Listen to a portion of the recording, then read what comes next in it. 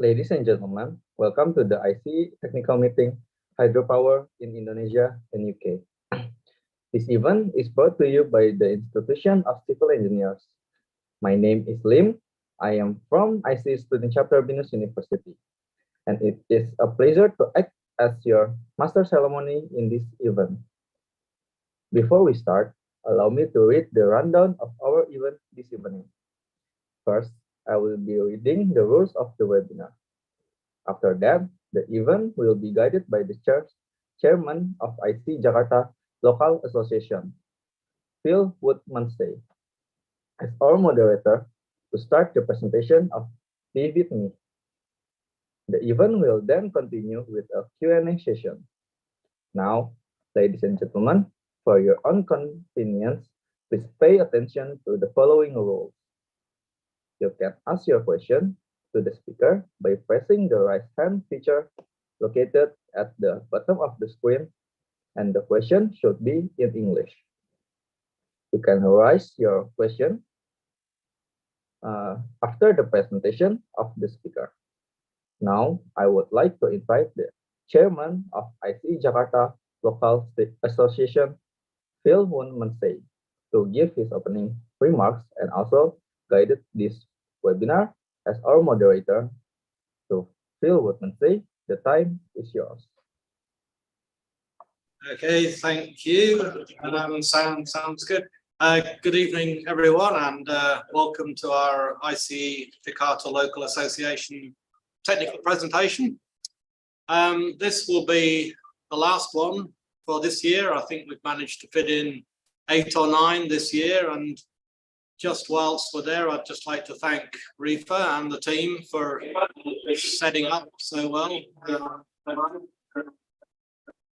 Sorry, I just got a bit of, that's okay.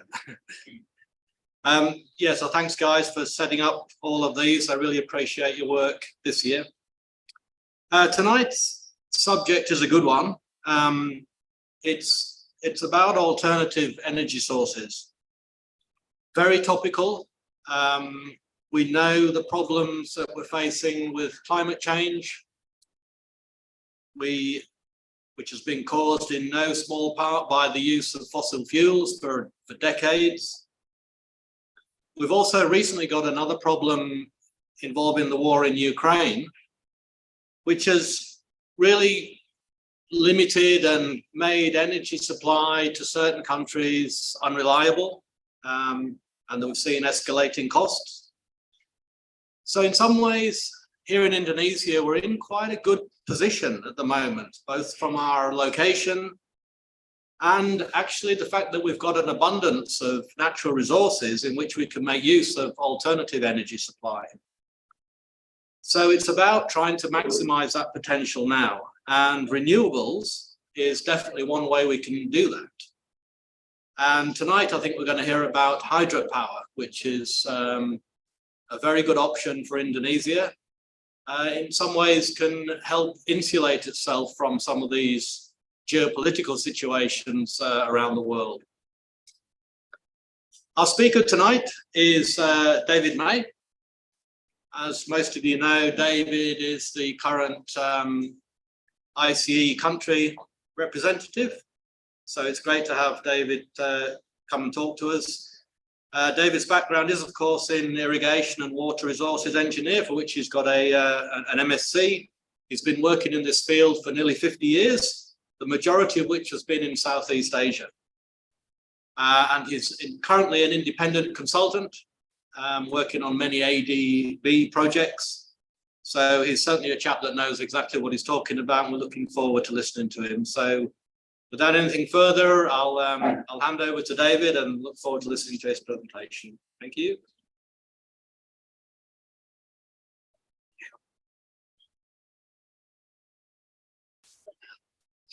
If I want to use the maps, I just can you set up the maps? So you just this one. Yeah. Can you go to the Can you go to the top?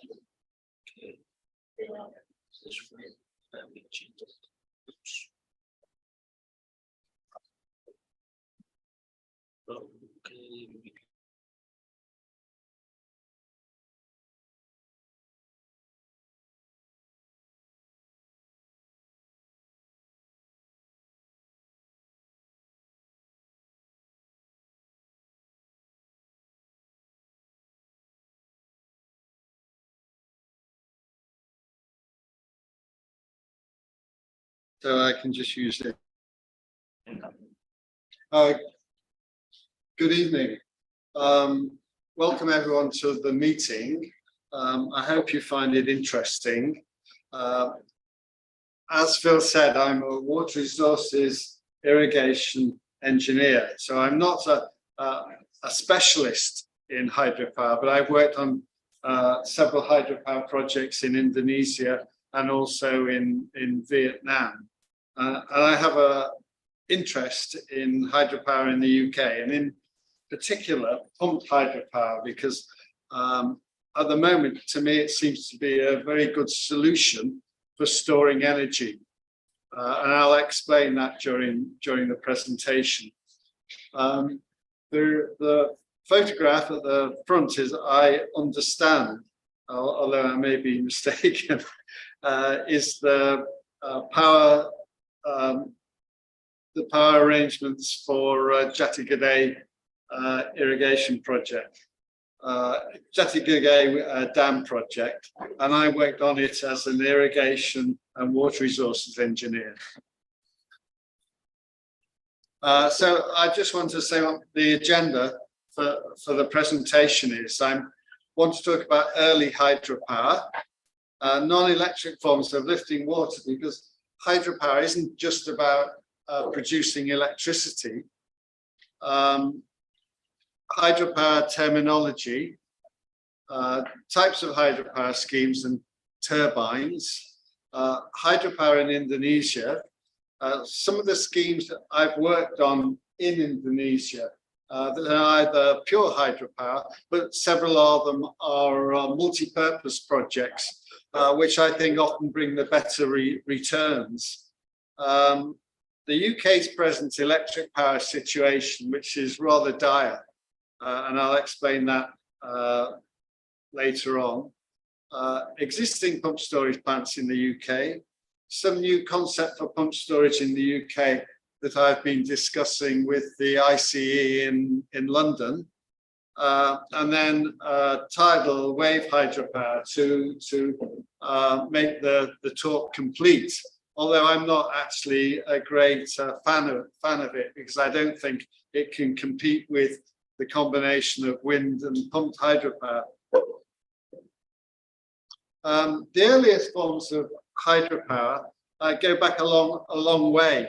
The type of water wheel you see on the left is called a Noria wheel, which has been lifting water. And in this particular case, it drops it into an aqueduct. I have a feeling it's a Roman aqueduct that was built in Syria. It's at Hama on the Orient River in Syria. And I believe this one was probably just after probably about 100 AD, but they've gone back. They've been in use since 250 BC, which is a long time ago. The other photograph is an overshot water wheel, which were a lot of them were developed in Europe during the Middle Ages to power mills for grinding corn, wheat and rye and other cereals. So there's a bit of an overlap with my interest in irrigation there and growing crops.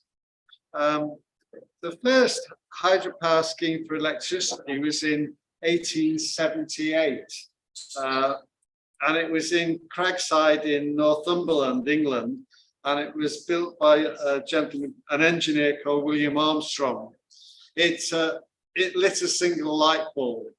And now when you think how we've come on, and something like the Three Gorges Dam in China can light about 1 billion light bulbs. You can see we've come quite a long way. Hydropower isn't, even today, hydropower isn't exclusively for producing electricity. These are 3 examples of pumps that use the power of water to pump water higher. The first one on the left is what's called a ram pump, which depends on the water hammer principle of water suddenly being stopped by a valve, causing a pressure wave that pushes the water higher. And I believe this type of pump can lift water up to about 30 meters. So it's very, very useful if you have a river running below your kampong or where you live and you want to raise water to a tank. This machine on the left will do it. In the center is something similar, which is called a pipe wheel. And that can also lift water up to 30 meters in height. We've preliminarily proposed some of these for a horticulture project in Bali to lift water to provide drip feed irrigation to about 6 hectares. And the third pump is like a centrifugal pump that also has a higher turbine, a higher pump that lifts water. So basically the lower section is the turbine and the upper section is the pump, and it lifts water, I think 4 or 5 meters. And below there is a picture of Churug Headworks that we visited. We went with 45 of the BINA students to Jati Lahore, and these pumps were something that we saw. There's I think there's 17 of them lifting water from the Chitram River into the West Tarim Canal. And they depend on the water that's going to flow downstream to provide the energy to lift a third of the water up to about 4 or 5 meters to flow down the West Tarim Canal. Okay, so now I'd like to move on to hydropower for electricity, which is what the main talk is about. Some terminology, you can see that we have different categories depending on their power output, from pico, micro, mini, small, medium, and large. And they go from, well, a very small kilowatts right up to above 100 megawatts, which is classed as large. And on the right-hand side is some sort of estimate of how many homes it would provide electricity for. But it didn't say if the homes were in the US or in India or in Indonesia, which may be a lot more. So that I then now want to talk about the types of schemes. So there's run-of-river schemes where we're just taking the water from the river as it flows in a very low weir, and either putting it almost directly into through a small turbine, or we're actually going to run it along the contour before we drop it down back to the river, by which time it's gathered a lot more head, a lot more, and can provide a lot more energy. Then there's the type of hydropower that comes through a dam, or a dam with a long penstock, which is very similar. The dams provide storage. So if you have an area like Eastern Indonesia where you have a very long dry period, a dam will give you storage so that the water can be saved from the wet season for use in the dry season. In addition, it can also save water that's coming from a flood that would be missed in a weir situation, which would just pass over the weir. As well as the fact that this allows you to adjust the electricity you need to the demands in the city or wherever you are. So if there's a low demand, you can close the turbine down. If there's high demand, you can take it up to its full capacity. So you can, with a dam, you can adjust the flow, and generally it allows you to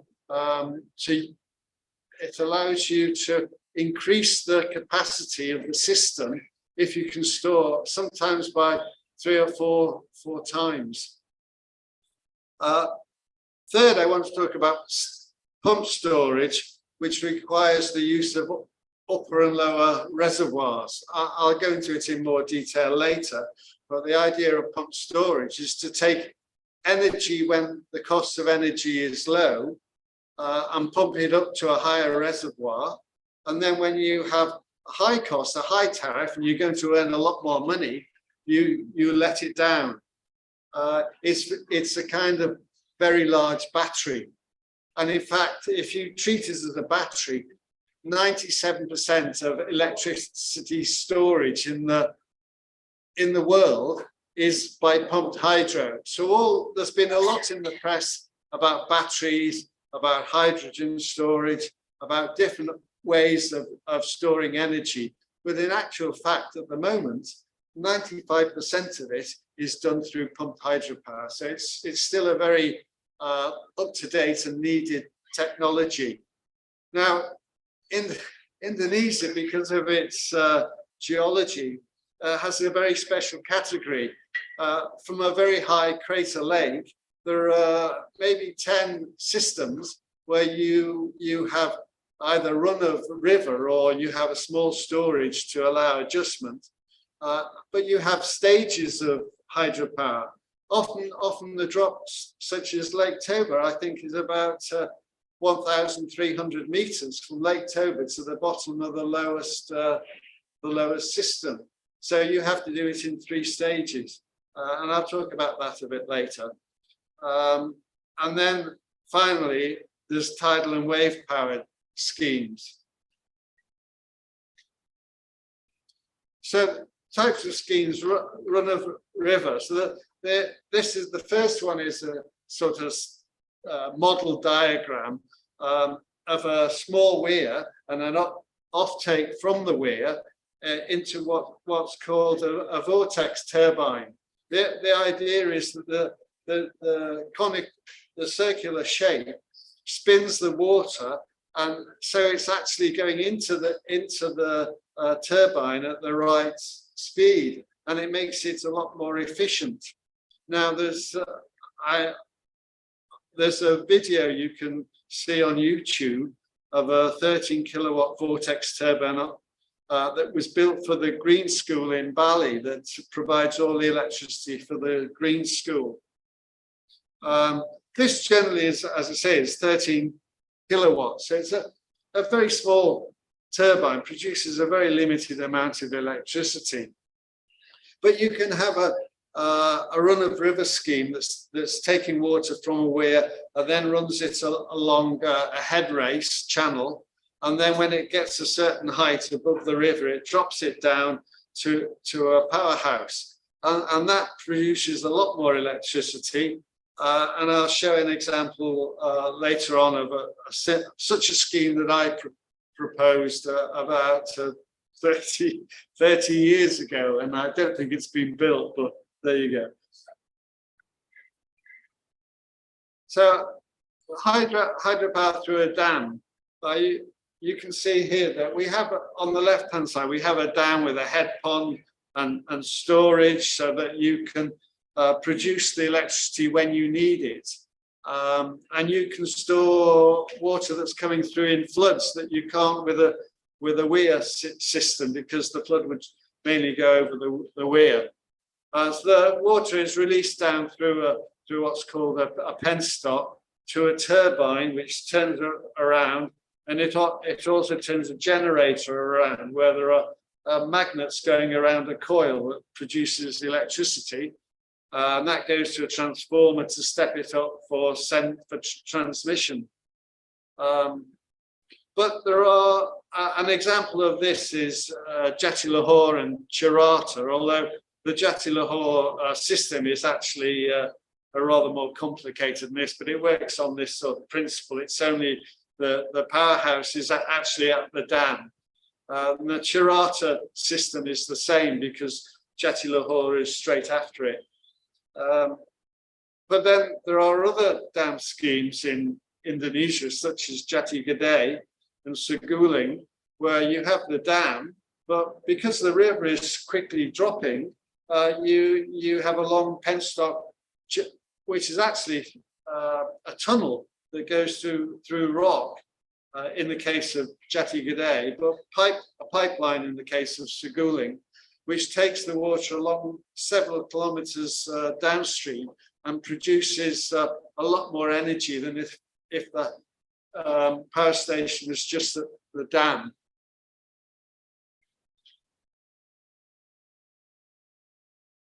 Now, pump storage, this shows pump storage, where I think I better explain the diagram on the right first. This is a typical tariff. I think it's a bit out of date, but it shows the point that at certain times of the night, probably from midnight till about 6:30 in the morning, there's very little usage of electricity.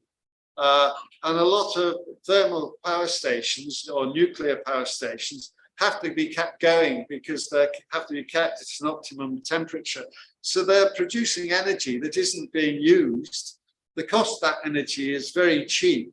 So you use that in a pump storage scheme to pump the water uphill from a lower reservoir to a higher reservoir. And then you hold it there even during what is called the shoulder period. The shoulder period is here. The off-peak period is here, and then the high peak period is probably about 5 or 6 hours here. And this is where the tariff, what you get for selling the electricity, is a great deal more, nearly 4 times what you get, what you have to pay for it. So you can see, although you lose energy by pumping up and letting down, every time you pump up, you probably lose 10%. Every time you let the water go down, you lose 10% of the energy through efficiency. But overall, there's a ratio in the tariffs of 4:1, which is much greater. There have been failures. This is a particular spectacular failure in the United States at St. Francis Mountain in Missouri. And looking at it, I get the impression that this may have been built on fill, on perhaps a tailings, on a waste colliery site or something, because it looks like either side that you have very high fill, and maybe they had settlement and the concrete lining cracked, and this was the result. So you know, it's not a simple undertaking. You have to think very carefully. This catastrophe happened on December the 14th, 2005. So not so very long ago. And this had 2 generators, 225 megawatts. So it was producing 450 megawatts at the optimum period.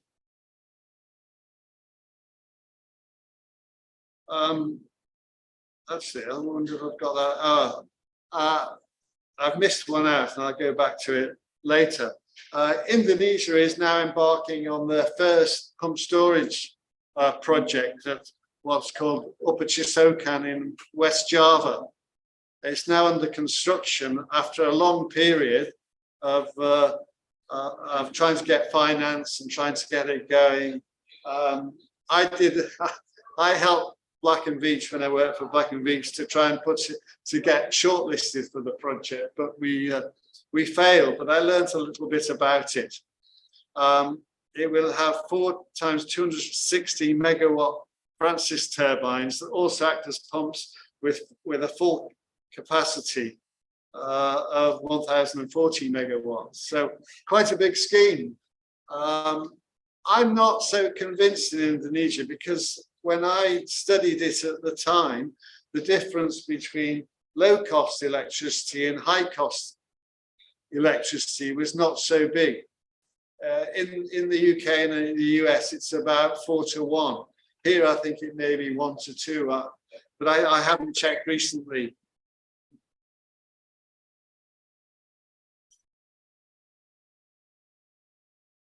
I just go back up here. And then this is an example of volcanic lake systems with multiple schemes. And this schematic shows Lake Toba at the top, and then 3 hydropower steps going down.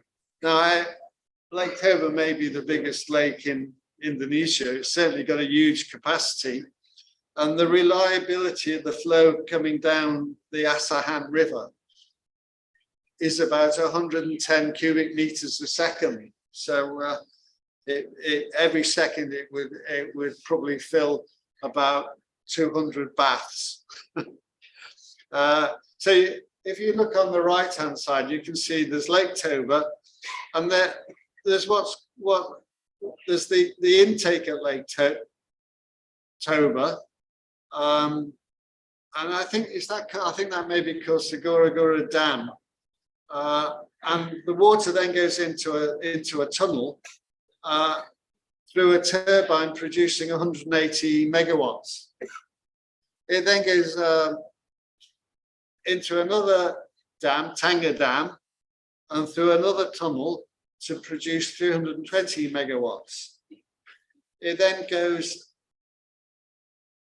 in, and then is stored just for over 24 hours. It's then stored in a new dam, which is under construction, and I didn't have it on this diagram. I forgot what it's called, but that's going to produce 174 megawatts.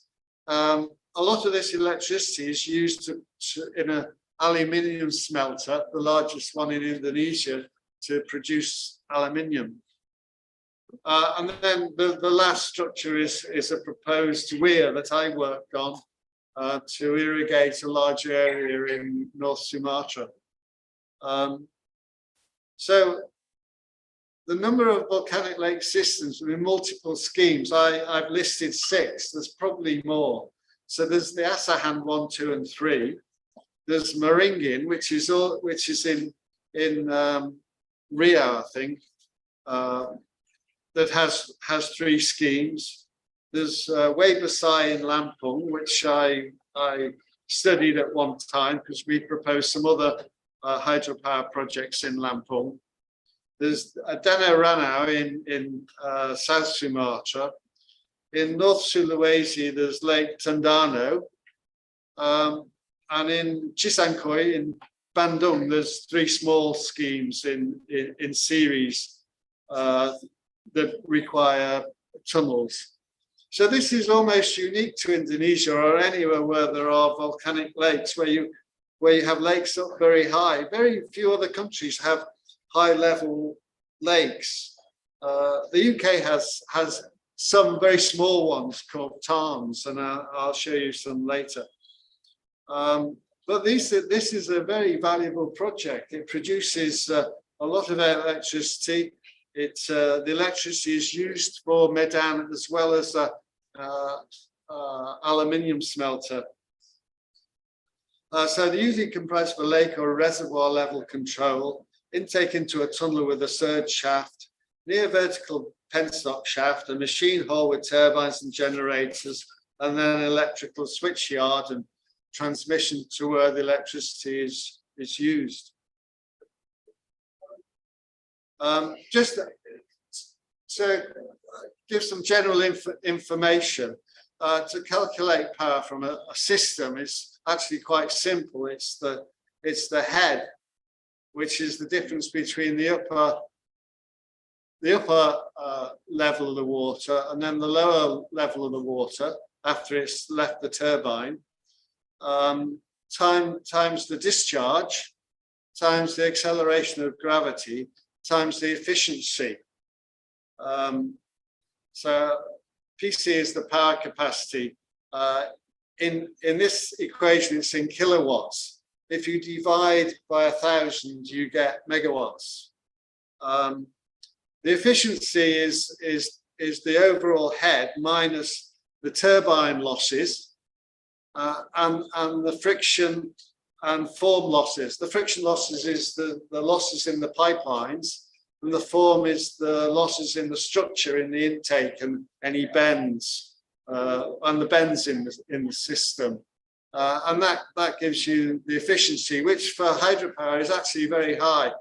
The turbine efficiencies now are up to about 90%, and depending on how long your tunnels are, depends on what your friction losses are.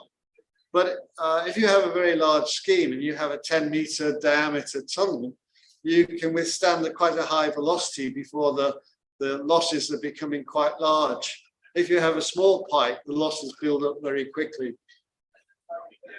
To work out the energy, which everyone is billed for in kilowatt hours, you have to multiply by time, in this case, an hour. So it's the power output times 360 for the number of seconds and minutes to give you an hour, which often sounds an awful lot. So it's usually given in megawatt hours rather for hydropower plants. It's given in megawatt hours. In your bill at home, it's in kilowatt hours. And in the UK, kilowatt hours is rising very rapidly, perhaps not so quickly here. On the other side are simple, the main types of turbines that you use. The axial and Kaplan turbines tend to be quite large turbines in things like tidal power stations. You need a big turbine to generate a lot of electricity because the head is very low. So you're pushing through a lot of water to get your hydropower. A Francis turbine is actually very similar to a pump, and that's why it's nearly always used for pumped hydro, because as a pump it's very efficient. Whereas a Pelton turbine is used for very high heads, but only normally for straight hydropower, because it's very efficient for water coming down, but not so efficient to pump water back up. This diagram only went up to 30 kilowatts for a turbine, but some of the pumped hydro turbines, the largest I've come across is one at Norwich, which is for 300 megawatts.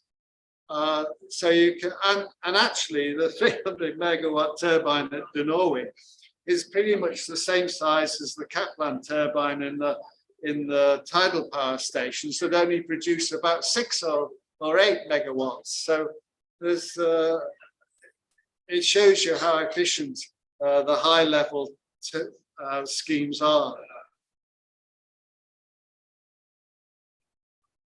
So hydroelectric power plants in Indonesia, the potential is assessed at about 75,000 megawatts or 75 gigawatts, which is probably about what the Indonesian power requirements are at present. But most of that is met by coal-fired power stations. Some 6,500 megawatts has been developed. So a long way to go, chaps, and I hope you can help when you graduate. PLN has identified some 95 new sites, and there's more identified from other agencies. I know JICA has covered the whole country looking at potential sites for PLN, and so those 95 sites probably come from the JICA studies. They currently have a second fast-track 10 gigawatt program, which includes the Upper Chisokan pump storage hydro scheme that I showed earlier. At the same time, under Directorate of Water Resources, there's a project to finish 32 multi-purpose dams by 2024. And practically all of these dams have a component for hydropower, usually not very much, 20, 30, 40 megawatts. They also have components for water supply and for irrigation. So they're multi-purpose. And I don't know how much, haven't got the details of how much megawatts that'll add. But we're probably talking about I don't know, 100,000 or something megawatts. Now, just show you some of the schemes that I've worked on, which comes down a bit in size.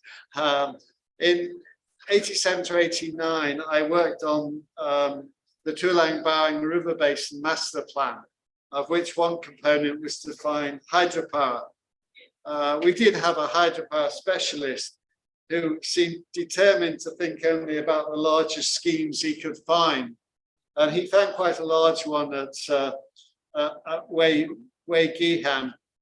for just 8 megawatts. And he found another one at way beside Gudang. Actually, I found the one at way beside Gudang Batang because it's also a transfer for irrigation. But the ones in the photograph was a waterfall I found that would produce 3 megawatts if you had a weir upstream and you took a penstock or around the site to where there was all the falls finished, and that would generate 3 megawatts. And I proposed that. I don't know if it's been built. I don't think so. I haven't checked. But also of interest, because I was working on the Wayampu irrigation scheme. The scheme has places where there are either chutes or there's a series of drop structures. And I think you can see here what the first drop structure and then the second drop structure, well, it's a bit jumping around a bit. Second drop structure is here, and third here, and the fourth there. And it drops from an elevation of 238 meters to 228. So there's a drop of about 10 meters. So we take water off from an intake here and feed it through a pipe down to a powerhouse. And we generate about 100 kilowatts, which is about enough for 100 houses. And here you can see the houses right next door. So I thought this was a really neat little scheme. And there were 3 or 4 other places where this occurred on the same irrigation project. And there were several other places in Lampung where you could also provide hydropower from irrigation schemes.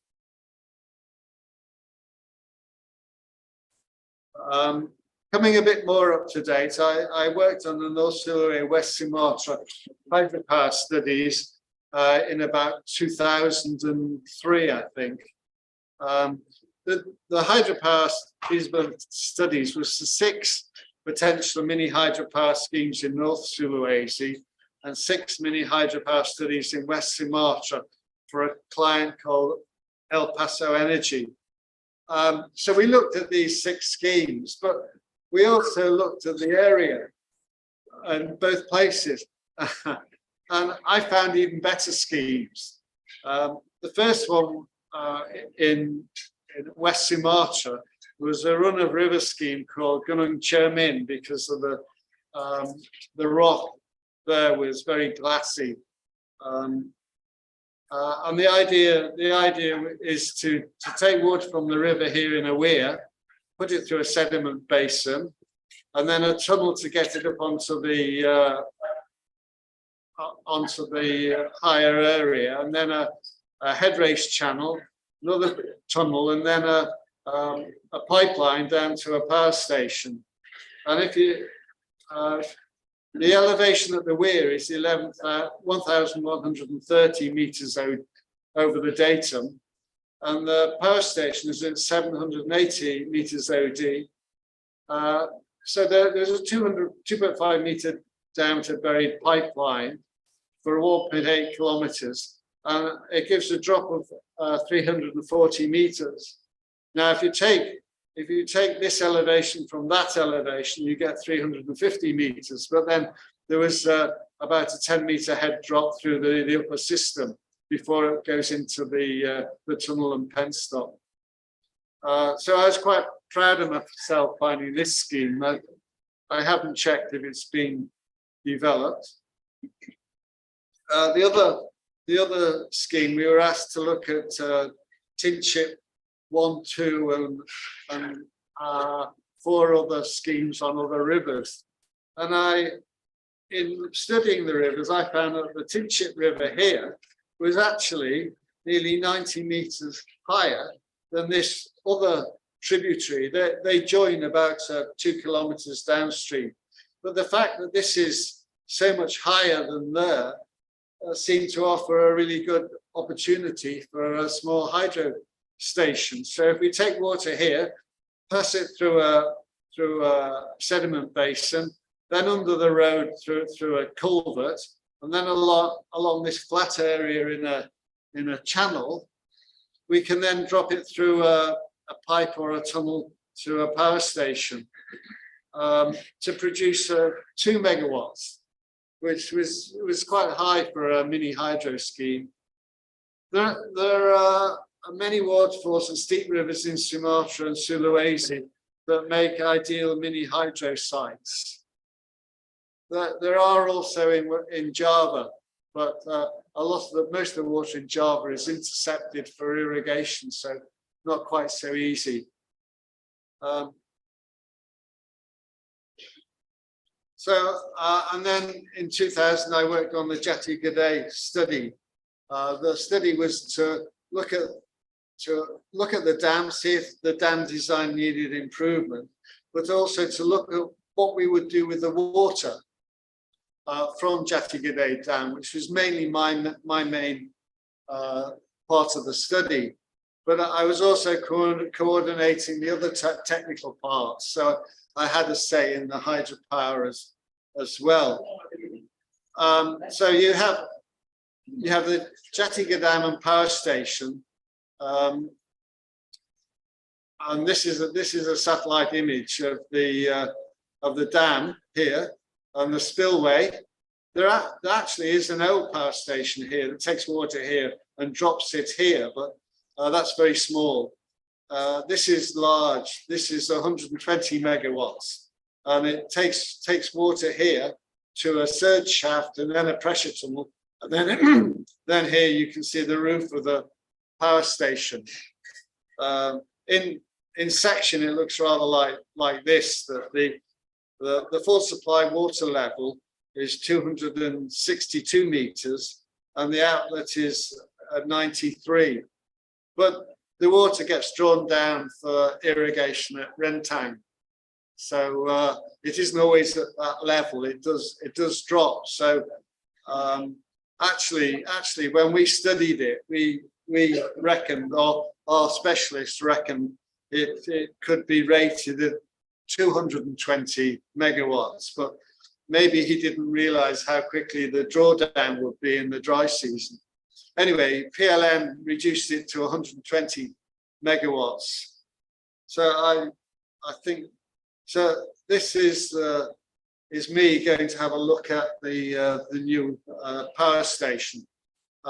Because I wasn't wearing a hard hat, I didn't go in. I just went there to take a photograph, or I asked someone to take a photograph.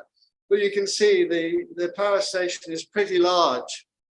And at the beginning of the presentation, I think those turbines were for this power station, but I can't be sure. So we studied Jati Gede Dam, but one of the problems with the dam was what to do with the people.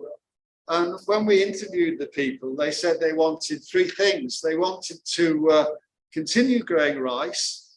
They wanted to remain in a Sundanese speaking area, and they didn't want to go far and wanted to move as a community.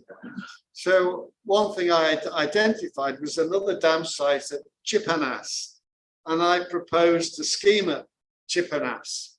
Anyway, unfortunately, my proposals weren't taken up, except for the fact that the Cipanas Dam is now one of the 29 dams that are being constructed under this new project under the president, being carried out by the Department of the DGWR, Director General of Water Resources.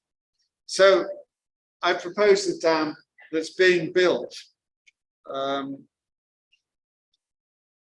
And this is a satellite image of it. So you can see the intake here. And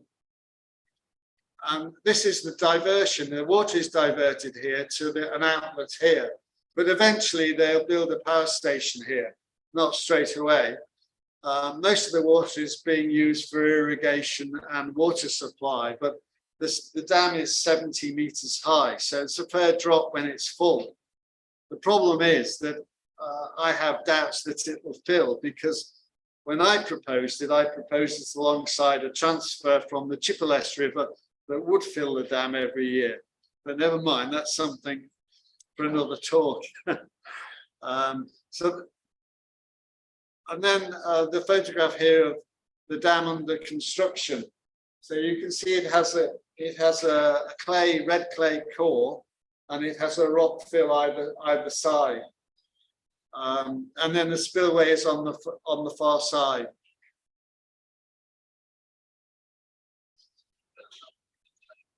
This is an earlier photograph that shows the dam starting to be raised here, and it shows the outlet here on this side, with the spillway on this side. And I'm not quite sure where they're going to put the power station, and they may have to modify this because they don't seem to have left much room here. I think it's about for 12 megawatts, but if we can transfer water from the Cipanas River, they can upgrade it to about 20 megawatts. So the above photograph was taken in September this year. I think this was taken in 2021, this last photograph. So I'm pleased that a dam that I proposed is going to produce electricity as well as irrigate areas and provide water supply for different cities. And then in 2015 to 2016, I worked on a raw water supply master plan for Bandung. Two of the projects we proposed that seemed very economic were transferring water into the Citarum Basin. The problem is that transferring them means that you have to take them over the divide, which is several hundred meters higher. So I came up with the idea that, okay, we've got to pump the water up to the divide, but then when we get to the divide, we're 1,000 meters above Bandung.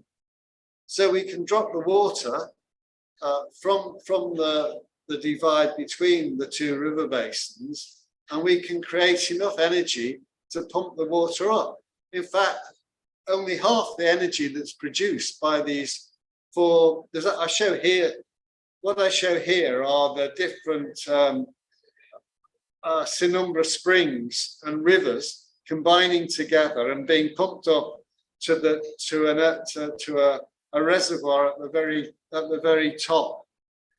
So you can see the reservoir is here at the top, and all these blue areas are either springs or rivers or lakes that pump up into this, and we can pump about 3 cubic meters a second to the top to let down 1,000 meters before we have to take it across the valley to Bandung Kabupaten and Cimahi city. Along the way, at the first power station, we can also bring in water from the Cidawi, so we can increase from 3 cumex to 4.1, I think. So yeah, so And then there's situ Chibodas that we can supply as well. And then further down, there's a proposal to take water from Gambong Springs and feed that into the what is actually the third power station, shown here as the second. And then when we get to the bottom of the Chidawi system, we have what's called a re-regulating pond, so that we can adjust the power to the power requirements, whereas the water supply tends to be more constant. So we can re-regulate the water in a pond there before it goes to the cities. Now, there's been a study by DHV that shows that of the water supplied for domestic and municipal and industrial water use, 80% of it comes back into the drainage system, which is very handy because it then has to go through Seguling, Raja Mandala, which is a new hydropower project on Chittaran, Chirata, and then Juanda, Jatiluhur. So we pick up additional power and from existing reservoirs and power plants, which when they're not perhaps working at full capacity, we can fill in the gaps. So there's a lot of, not only are the water supply benefits, there's a lot of hydropower benefits as well.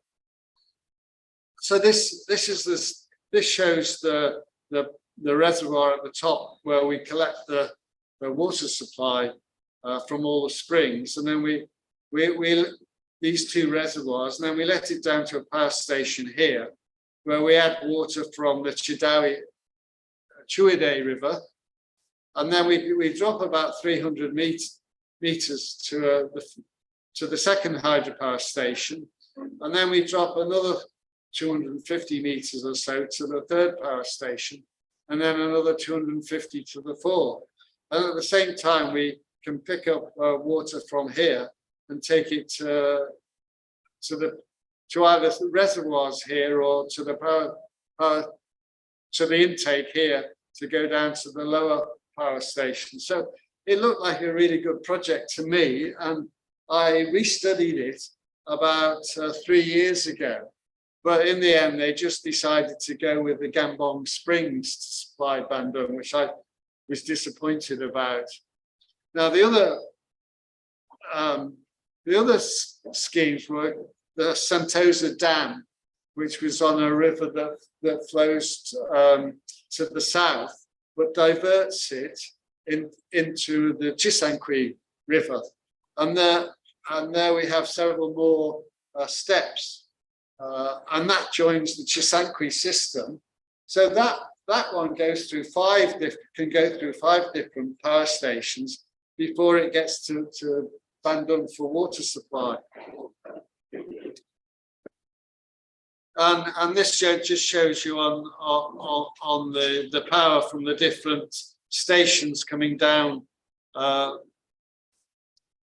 Sinumbra, and it gives us about 30 megawatts. And then we can see that coming, we need 15.56, so 15.5 megawatts for the pumping, but that leaves 14.65 to sell, to make money from.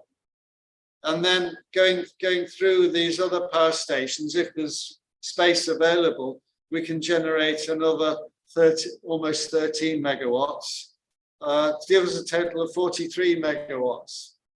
If we adjust this for peak power, we will need higher capacity, and we might earn more revenue. But I don't want to get into that because I want to move on. Now, I hope you Indonesians find this interesting, because this is my interest in the UK pump storage. And in the 60s and 70s, there were 4 schemes built, 2 in North Wales and 2 in Scotland, but none have been built since. And they provided 3.8 gigawatts. In the winter, we have a gap here, a peak, which the pump storage supplies of about 7 to 8 megawatts. So we're only providing half of that by pump storage. The rest of it is provided by gas turbines. And at the time, in the 70s, we started developing North Sea oil. And our Prime Minister, Margaret Thatcher, wanted to close down coal-powered stations because she was having trouble with the miners. So she built a lot of gas turbine stations, which in some ways are more flexible, because not only can you use them for peak power, you can also use them for this intermediate power as well. And you can see that by 2021, gas was nearly 36% of power in the UK. Some of this is imported. 15% is imported. 10% from Norway, but 5% from the Soviet Union. So it's because of the war in Ukraine, we want to close that down. We want to find an alternative. So I'll just show you what's happened to gas prices. The normal gas prices were about £60 a therm, which is how gas is measured. And then for some reason, it started going down, and then COVID started, and it went down again. But then when the war with Ukraine started in 2022, the prices started rocketing up, became very unstable. So from 60, it's gone up to 365. It is today. So it's gone up by 6 times. And the cost of power in the UK is tripled. Now, at the same time, we're converting a lot of our power stations to wind. Wind has gone up from about 18% to nearly 38%. So it's rising very rapidly. And one of the reasons it's rising rapidly is that all electricity prices are based on gas. So the people who are putting these wind turbine systems in are making an awful lot of money that are now it's going to be taxed more heavily, but they're making a lot, so they're building a lot more. But the problem with wind is that it is only working fully when the wind's blowing at the right speed. In Scotland, that's quite high. That's because anyone who's been on holiday in Scotland would know that it's always cold, it's always windy, and it's always wet. Or whenever I've been, it has been. But at least they're quite efficient. In the south of England, the wind turbines are only 40% efficient. So what happens when we're getting a lot of wind energy and we have excess? What do we do with that? But when the wind isn't blowing, how do we provide the electricity?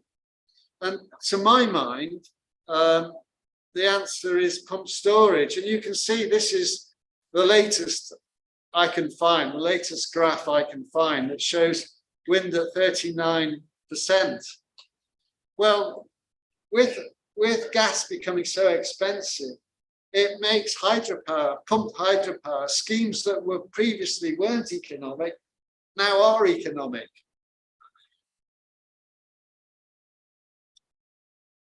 So these are the schemes in Britain that are either existing or planned. And the first 4 are planned. 2 are in North Wales, Dinorwig, which Binney and Partners, the company I work for, built this in Meigh at 638 meters elevation, and the outlet is at 107 on an existing lake called Lyn Peris. And in between we have a surge shaft here, and we have a turbine that is built inside the rock. So it's in a big. They made a huge cavern in the rock to make the turbine ball, and this produces a massive 1,800 megawatts. So pretty big. And it paid for itself within 5 years. It's been described as the most successful power project in Britain. It was built in 66 to 71. And then there's Festinio, which I visited on my geological field course. This is quite a nice photograph because it shows the existing reservoir at the bottom, and it shows the dam that made a small reservoir at the top. And between the two is a tunnel. Is this, hold on. In between is this drop shaft, and then this tunnel that goes down to this power station. There are two more existing schemes in Scotland that, excuse my pronunciation, I can't do this in a Scottish accent, Cruachan and Foyers, to a lot more. And these are 450 and 300 megawatts, built 59 to 62, and I think in 75. And it gives details of the turbines here. Now, everyone has been talking about tidal power, but actually Scotland has been getting on now over the last few years with planning a lot of pumped hydro. In fact, there's one in North Wales, but there's 1, 2, 3, 4, 5, 6, and 8 new pumped storage hydro projects in Scotland.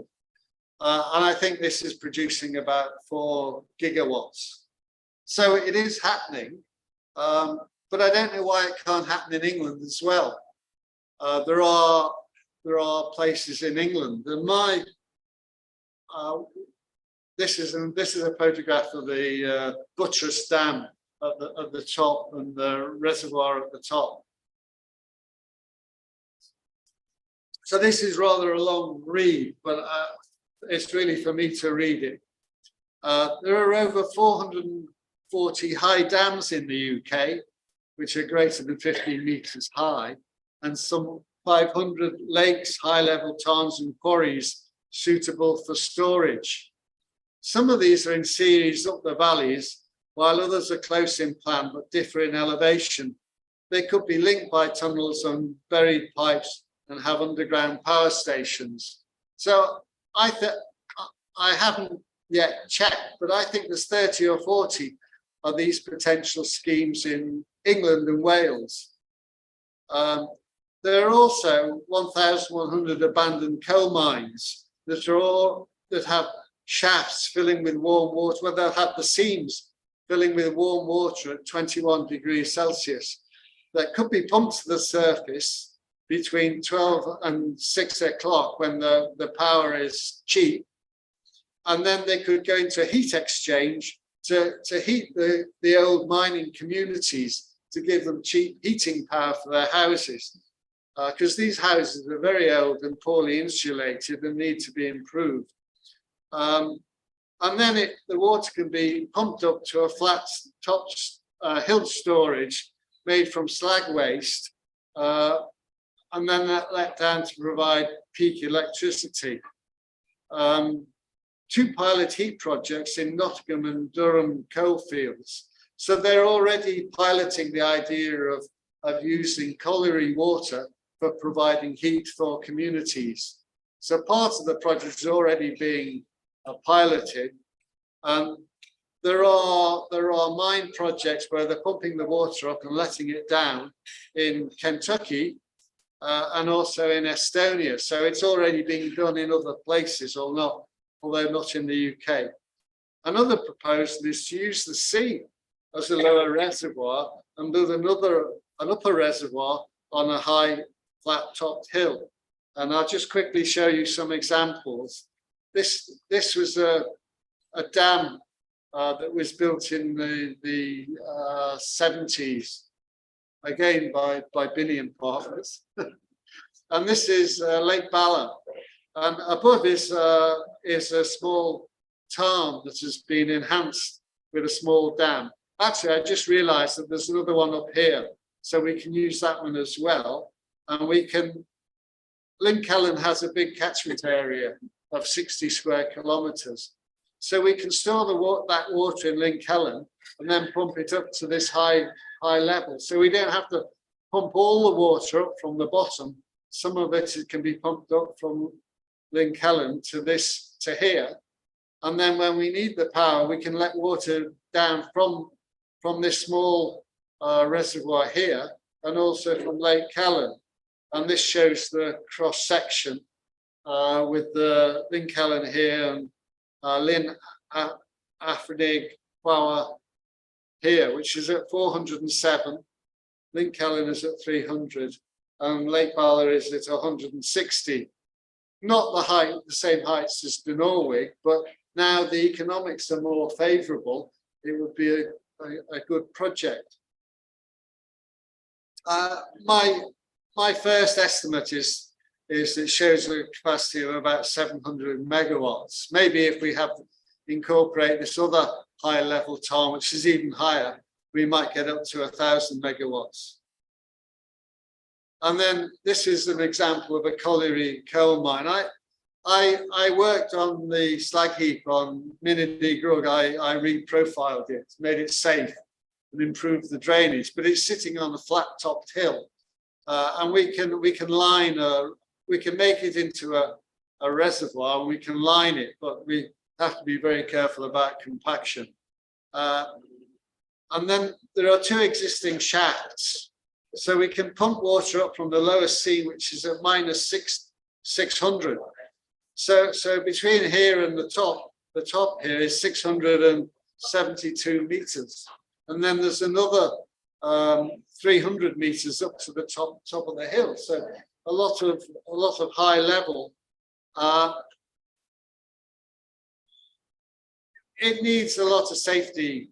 There are a lot of safety concerns, not only about the stability at the top, but also about the quality of the water, because mine water contains a lot of pollutants.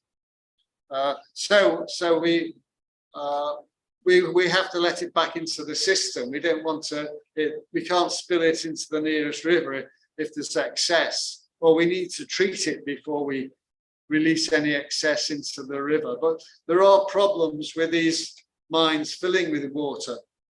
So that this is one example of how a mine can be used along with either a high level tarn, which some of them have, or with a purpose-built lined reservoir at the top. I say lined because if we want to have any control over the volume, we have to let the water down relatively quickly. And if we didn't have lining, we might get rapid drawdown. So we'd have to limit the drawdown. Okay, on big lakes, we're only talking about 1 or 2 meters at the most. But on these small hilltop reservoirs, we're probably talking about a storage of 8 to 10 meters to give us a good flow coming through the system. And then this is a hilltop reservoir in Devon, and you can see that the hilltop is at 410 meters. The sea is, of course, at sea level. So there's a big drop here, and we can connect them perhaps by a pipeline with a power station here. We perhaps have to protect the bay, maybe with holes here, but maybe a better design of breakwater, so that we can pump up from the sea, have the water stored here. This land here is mainly grazing land. I don't think it's that valuable for crops. And using it for pump hydro will generate much more income for the farmer without him doing anything than actually farming. So I think this is a really good project. It's actually the highest hill closest to the sea in England. So I have picked the best one to demonstrate. And that may be able to generate 200 megawatts if this storage is 8 meters deep. We can bushes and grass around it. We could even have part of it as, I don't know, as for tourism. Perhaps keep saltwater fish here and saltwater things here. And then I just briefly talk about hydropower. At present, there are two hydropower tidal barrages. One's at Lorance in France, 240 megawatts. Oh, sorry.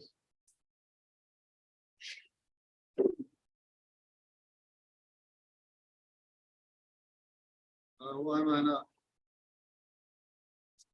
Trying to go back. Yeah. Can someone help me go back? I don't know. Go back. So you want to go back? Yeah, one slide. Yeah, there This you one. go. I don't know how. Okay, thanks. So there are two existing tidal barrages. The one in Lorance was more of a multi-purpose project because it's also controlling flooding and it's a main road goes over it, so it does have multi-purpose use. And the second one is in Korea, which is 254 megawatts. But you can see there's a lot. It requires a lot of turbines because the head difference is quite low. They've been talking about barrages in the UK for 50 years, but never built one. The latest one is to be built across the Mersey, but I'll wait to see that. They've been talking about one in the Bay of Fundy in Canada, which has the biggest tidal range in the world of about 12 meters. So between low tide and high tide is 12 meters. In Indonesia, it's about, well, Java, it's about 3 meters, I think. So a big difference.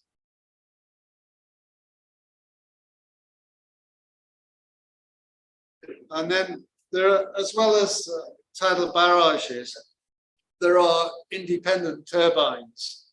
And most of them are prototype. They're built as prototypes, but they are connected to the grid. But on a commercial sense, they can't really compete with wind. There's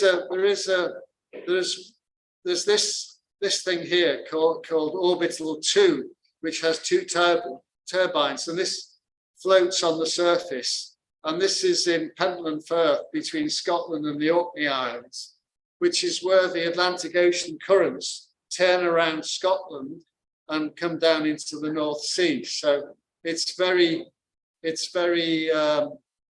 have fast flows, particularly at high tide. I think it goes up to about 3 meters a second.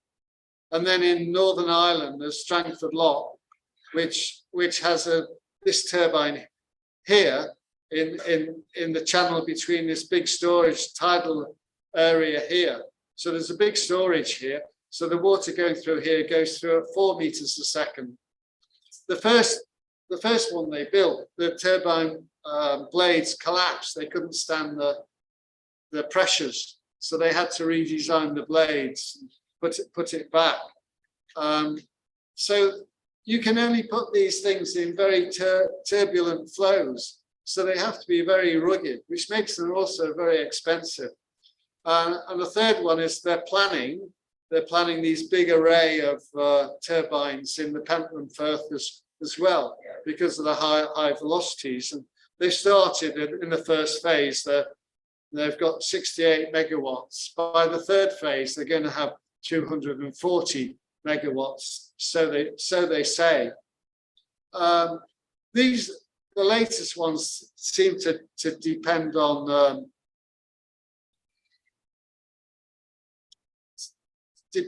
turbines. This is a photograph of this now in place and generating electricity, but it only generates 2 megawatts. The one in Strangford Lough is 1.2 megawatts, and each of these turbines is 1.5 megawatts.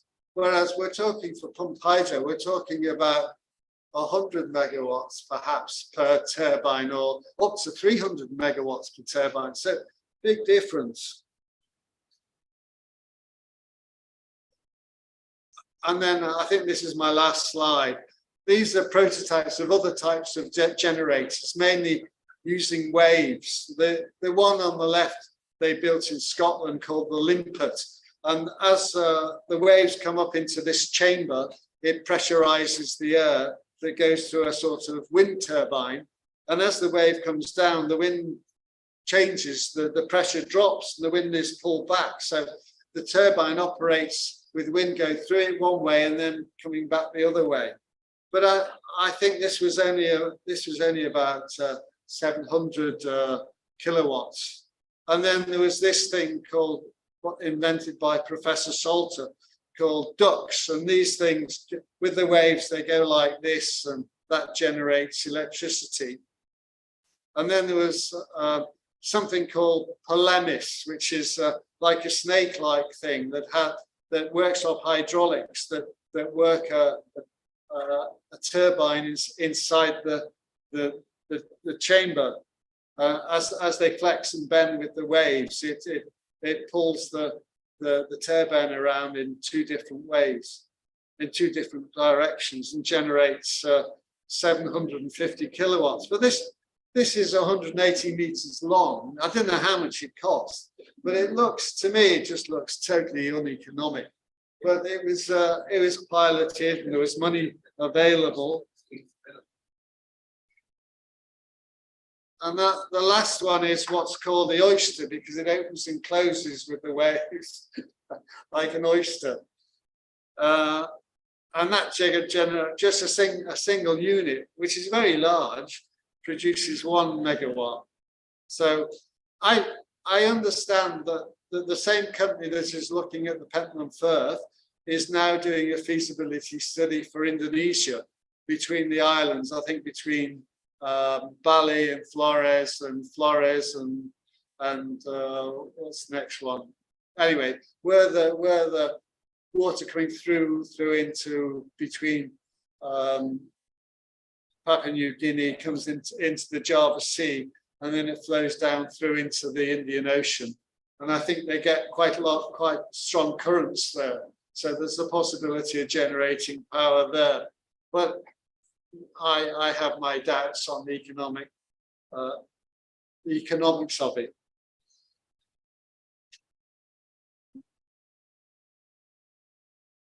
So, oh, sorry. Okay, so terima kasih. I finished. I know you're all hungry. I hope you find it interesting, and I'm open to any questions. Are there any from our Zoom watchers? Any questions coming in? Look, Anyone like a question? I'll ask a quick one if I may. That was a wonderful presentation. There's so much information there.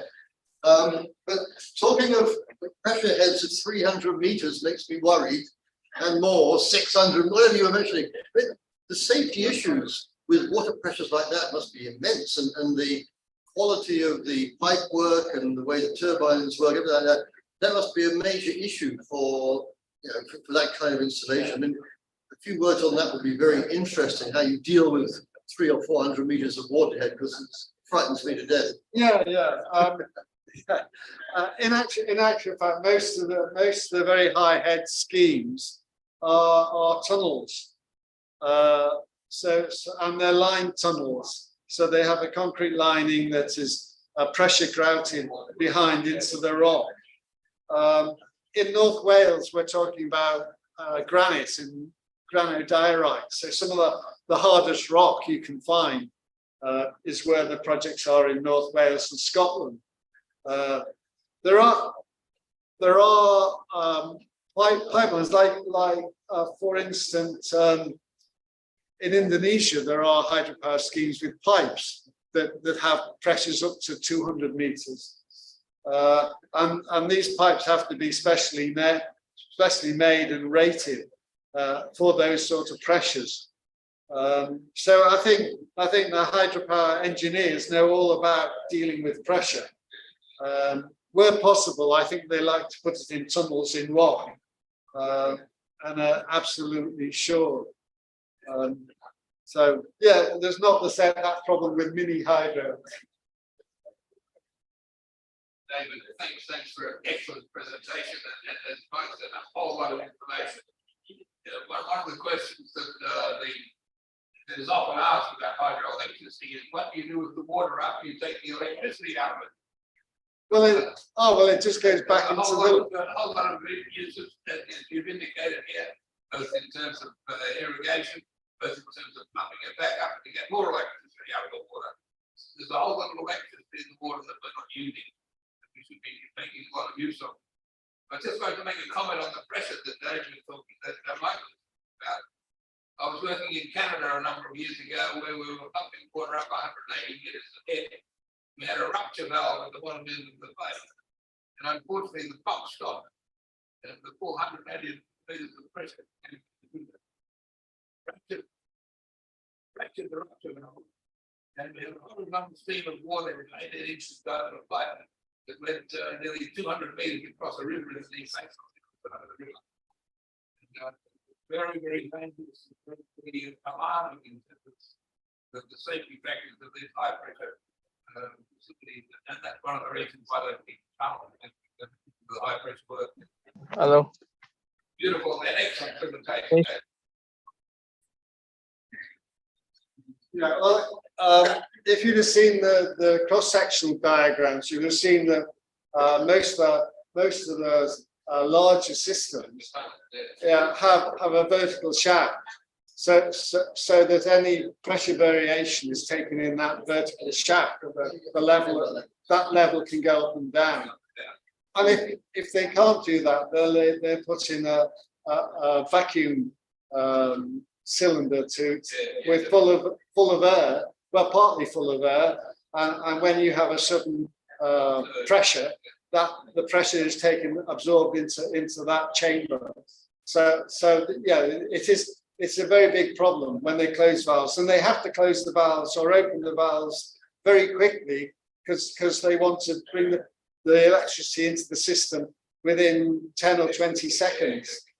I mean, it's very interesting if you look at some of the videos of De Norwich, and you see this big valve going from open to close in about 10 to 12 seconds. And you think, well, what pressure is then that putting it into the line? But it goes into this shaft. It's the water pressure is taken up into this vertical shaft.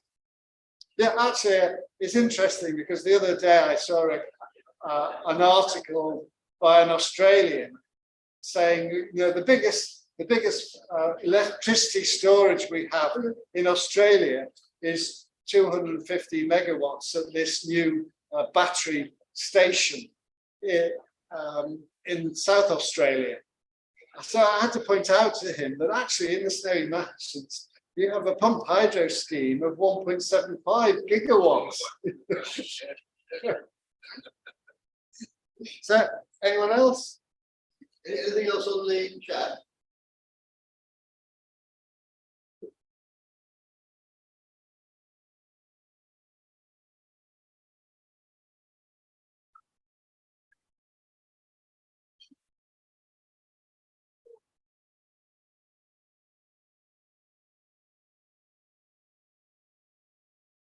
Any questions from students having heard that presentation?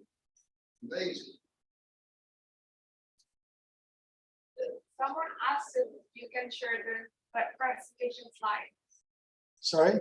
Someone asked if you can share your presentation. Yeah, no problem. Yeah, I will adjust it because some of the slides have information coming up into the slides. So when I share it, I'll share it as a PDF, and I'll make additional slides for that information that comes up.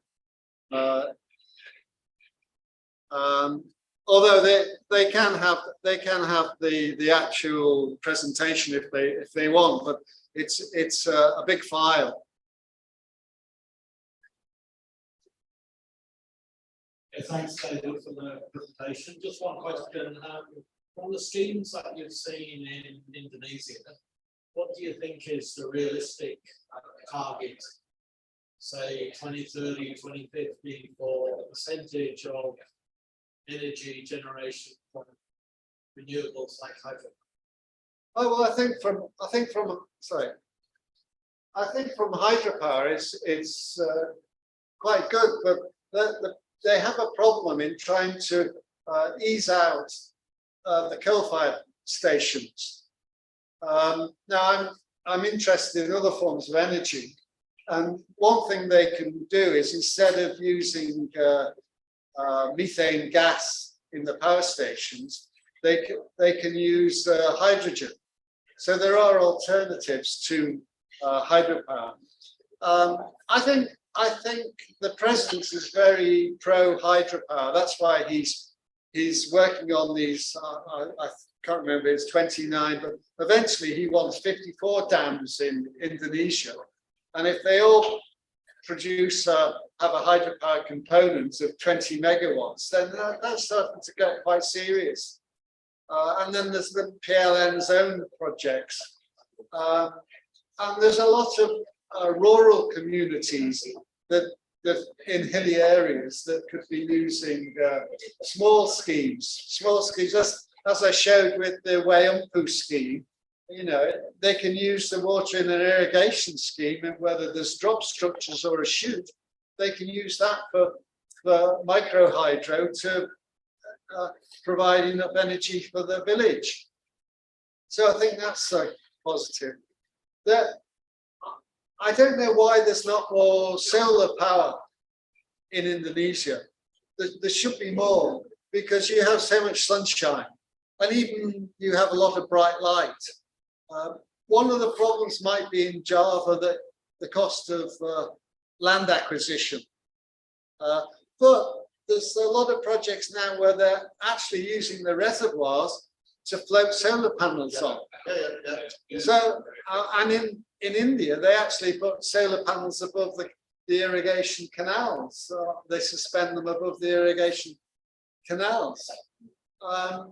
There's a revolution happening in solar power. There's a new type of solar power called perovskite, which is, you don't have to heat up silicon to a high temperature. This is sprayed on. So it's going to be, it's a tenth the cost to produce, and maybe it will be half the cost, and it's flexible. You can put it on windows, you can put it on fascia panels. So the office could be its own power generator. The house could be its own power generator, as it is in parts of Australia and Europe. But I see very few solar panels on houses in Indonesia. And I live on the 15th story looking over Pondok Indah. And I only saw one house with solar panel. So yeah, I think it'll be a mix. It'll be a mix of solar, hydro, hydrogen, and for vehicles, I think electric vehicles are going to become more popular.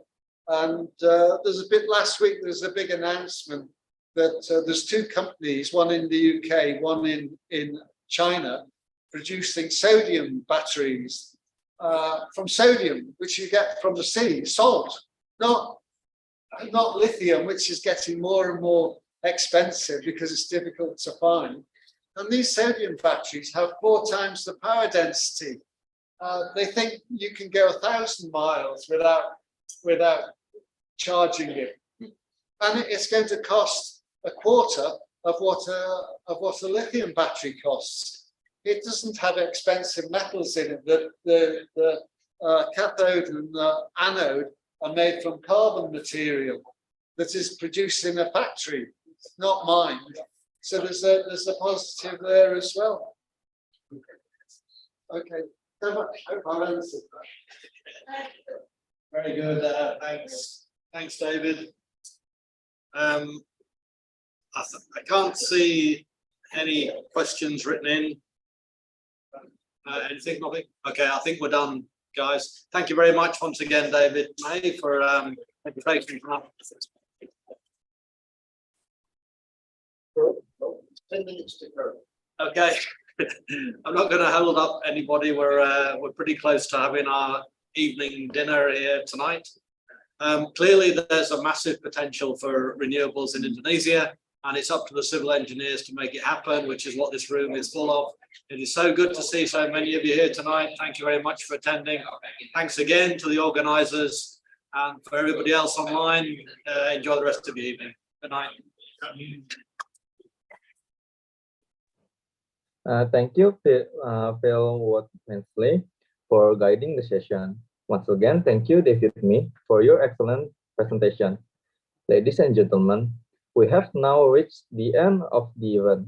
Once again, thank you for your participation. We hope to see you at the next event. At last, good evening and stay healthy, everyone.